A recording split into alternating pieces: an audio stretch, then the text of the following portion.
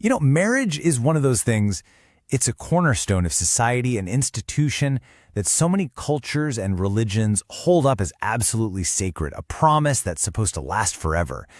But it has this ever-present shadow, divorce. And that brings up a really fundamental paradox. Right?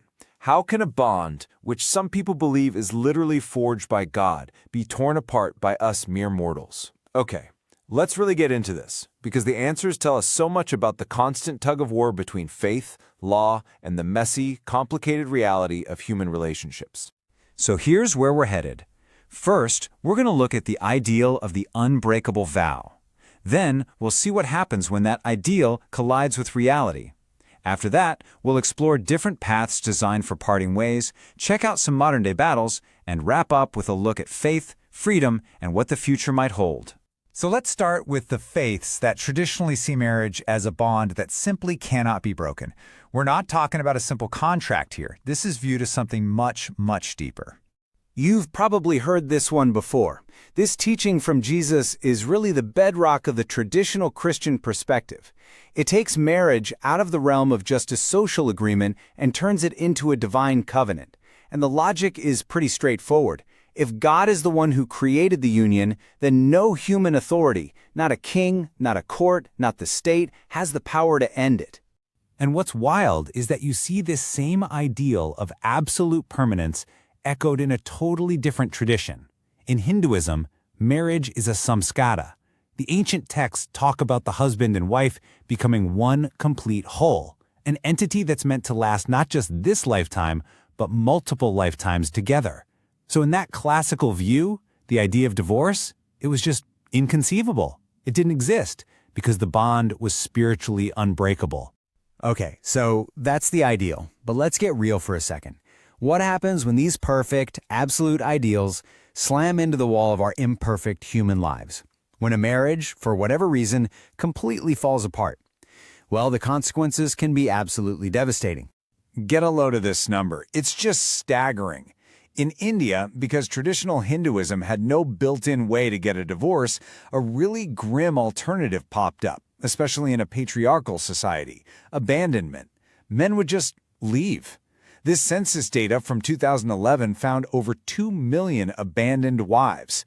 These are women left in a horrible kind of limbo. They're not married, but they're not divorced, they're not widowed, and they face this immense social stigma. It just shows you the massive social crisis that can happen when there's a vacuum in the law. So, faced with this kind of problem, how does an institution like the Catholic Church handle it? Well, they developed a really unique theological and legal solution: the annulment. Now, it is crucial to understand this is not a Catholic divorce. A divorce ends a marriage that was valid. An annulment is completely different.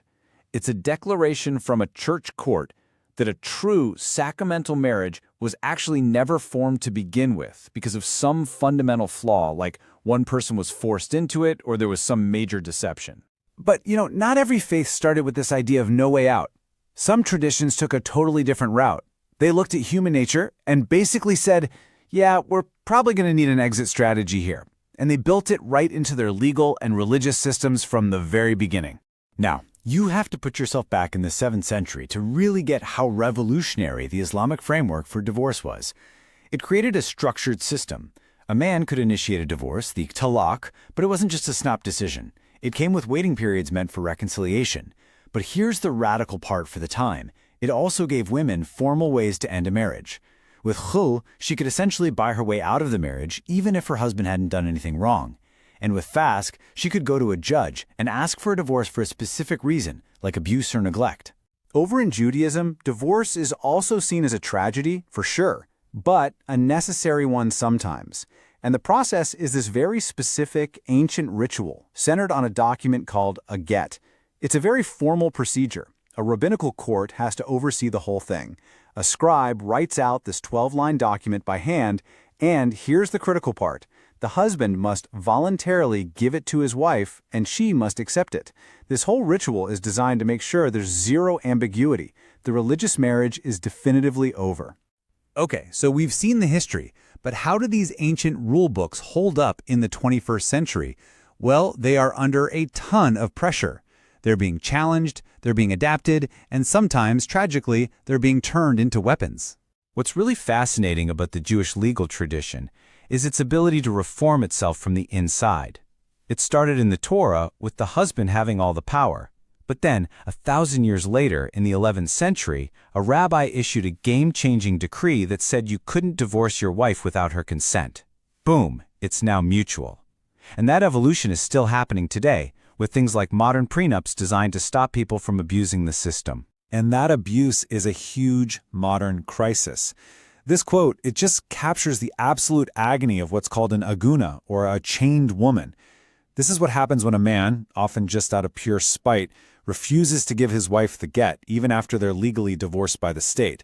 Without that religious document, she is still considered married to him in the eyes of her faith. She can't move on. She can't remarry.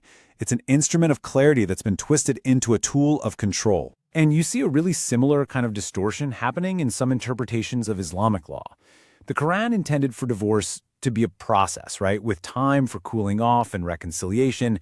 But the practice of triple talaq, just saying, I divorce you 3 times in one sitting, it collapses that entire process into an instant, irreversible split.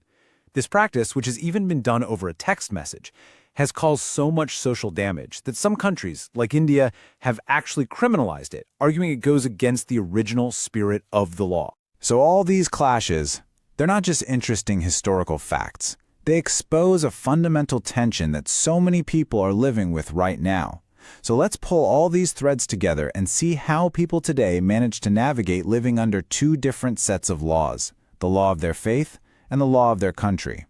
This chart really lays it all out, doesn't it? You can see the patterns so clearly.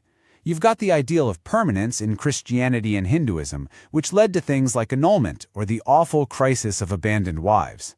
Then you have Judaism and Islam, which built in escape hatches from the start, but now those very same escape hatches are being weaponized.